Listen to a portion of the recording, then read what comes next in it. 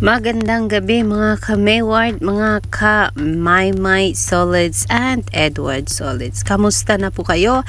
Alexander Lexi Jules.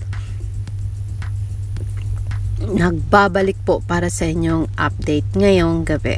Just like gustuhin man natin na mag-update kayo ng umaga, pero dahil walang event ang ating si Maymay Entrata at si Edward Barber, so wala po akong makitang i-share sa inyo mga ka-Mayward. Kaya hinayaan ko na lang munang matahimik ang aking channel kaninang umaga. But then, yes, ngayong gabi po ay nag-post po itong mga ka-Maymay Solid sa Twitter and Mayward Flyers. Of course, nakidaan na rin tayo.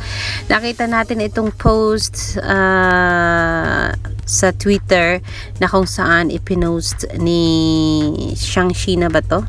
Ang picture ni Aaron Haskell. Ang sabi daw, binago ni Aaron Haskell ang kanyang profile picture sa Twitter. Kaya syempre dahil doon pinagpiyastahan itong si Aaron sa Twitter, mga kaibigan. Kung bakit? Dahilan po sa ang rason umano kung bakit nagbago ng DP itong si Aaron Haskell ay dahilan daw ito sa mga patutsada ng basher or haters ni Maymay Entrata nung sinabi nila na parang kirat daw or maliit ang mata ni Aaron Haskell sa last upload ni Maymay Entrata sa kanyang Instagram, na kung saan itong photo ni Aaron Haskell na part nung behind the scene photos ni Maymay nung ginawa niya ang MTV Asia Jamen. Nandoon po sa last batches ng kanyang photos itong picture ni Aaron Haskell na kung saan tumulong kay Maymay sa paggawa ng kanyang video. Dahilan sa hindi masyadong klaro itong mukha ni Aaron Haskell at medyo blurry siya, medyo malayo kasi ang pagkuha ni Maymay ng photo ni Aaron. Kaya ang sabi ng iba, naku, mukhang kirat or maliit ang mata ni Aaron Haskell. Kaya ang ginawa nila, pinag-zoom in nga nila. Dahilan sa pag mag-zoom in kasi distorted or medyo may problema sa mukha ang isang tao. Kaya ang sabi ng iba, mukhang kirat daw si Aaron Haskell. Siguro dahil doon, baka naintindihan ni Aaron Haskell yung mga sinabi nating mga Pilipino. Naku, baka may lahing Pinoy din itong si Aaron Haskell, mga guys. Na hindi natin alam kung ano talagang lahi nitong si Aaron Haskell. May sa tagal kong nag-upload ng mga videos, may sa tagal kong umikot sa mundo ng Twitter and Instagram, talagang hindi ko alam kung ano ang lahi ni Aaron Haskell. I am wondering kung siya ba ay Canadian, kung siya ba ay, let me have a look on his face. Kung minsan kasi parang feel ko he is like Arabic kind of person, Arabic na tao. Minsan may nagsabi he is Indian, and I really don't know kung anong lahi si Aaron Haskell. Ito na, sabi ni Mitch, new profile of Aaron Haskell, na nagkaroon ito ng tatlong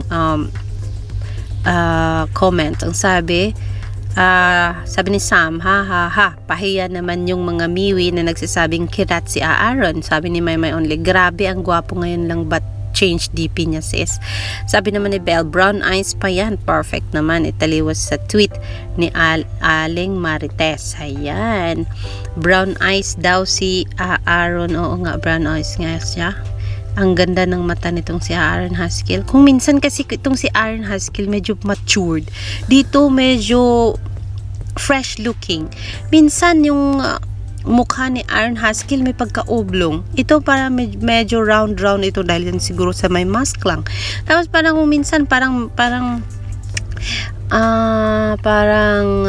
Arnold Schwarzenegger ang dating. Pero tapos minsan parang sinong artista tong pwede natin? Parang Ruel Santiago ang facial profile niya. So ngayon hindi ko alam kung ano na nga ba talaga ang totoong mukha ni Aaron Haskell.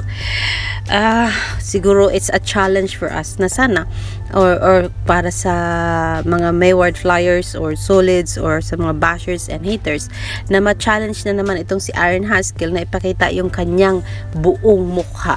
Kasi ang sabi dito sa reply sa tweet ng isang account sa Twitter na baka daw nga ay baka may problema itong mukha ni Aaron Haskell kaya nagkamask. But then anyways, napaka-low na po ng comment na yun. But then sana one day makita itong mukha ni Aaron Haskell na fresh, tapos closer a little bit sa camera, sa lenses, and then of course para malaman talaga natin ano ba talagang profile ni Mr. Haskell. May pagka-oblong ba, may pagka-round ba, may pagka-square ba, parang ganun. Kasi iba-iba kasi ang 'di ba, ang shape ng mga faces. Like let me see, si Donnie medyo mahaba ang face, si Edward medyo round konti. Let's say, sino pa ba ang si Robbie, iba din ang profile. Si Darren, may pagkaiba din ang mukha. So, doon tayo medyo curious. But yes, Aaron Haskell, of course, pinagpipiyastahan na naman ang mukha mo. And may isa ding nagsabi na, wow, si Miss Haskell, parang nagmamay-ari ng Porsche. Kasi daw sa picture mo, Aaron Haskell, parang may nakita sila sa picture mo. Ayun. Na parang sign ng Porsche. Bakit parang Arabic? Oo nga, no. Yan, no. Makuhaan nga ng picture. Mayaman si Sir Aaron, no. But anyways, it's not a question of he is mayaman, he is mahirap, he is Canadian, he is Arabic, he is Indian, and so on and so forth. Ang importante dyan ay kaibigan siya ni Maymay and hindi pinapaiyak si Maricel Maymay Entrata. So, yan lang muna ang ating update tungkol kay Maymay Entrata, kay Aaron Haskell. Habang dito naman sa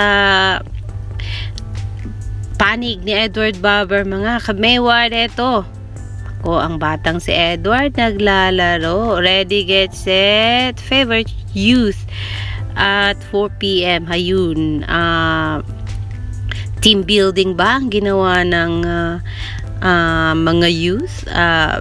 Building their community to be stronger. Ayun, parang ganun nga ba? At ito may palaro sila kasama of course yung iba't ibang kabataan dyan sa Favor Church. Hindi natin alam ang mga age limit nila. Basta nakikita natin mga kaedad ni Edward. So mga 20, mga 20s ang mga ka-member nila sa Favor Church na mga youth. Hindi yung kagaya sa amin. Ang youth sa amin ay nagre-range siya from age 13 all the way to 19 or 18. Yun yung natawag na youth sa amin sa aming simbahan. But yes, congratulations Edward. Hindi boring ang buhay mo kasi after showbiz, after hosting, ay nandito ka sa Favor Church at masaya kasama ang mga dalaga at binata sa simbahan ninyo. And tomorrow of course it's going to be I Want ASAP online live. So yan lang muna ang ating update. Alexander Lexter Jules nagsasabing see you later mga ka-Mayward.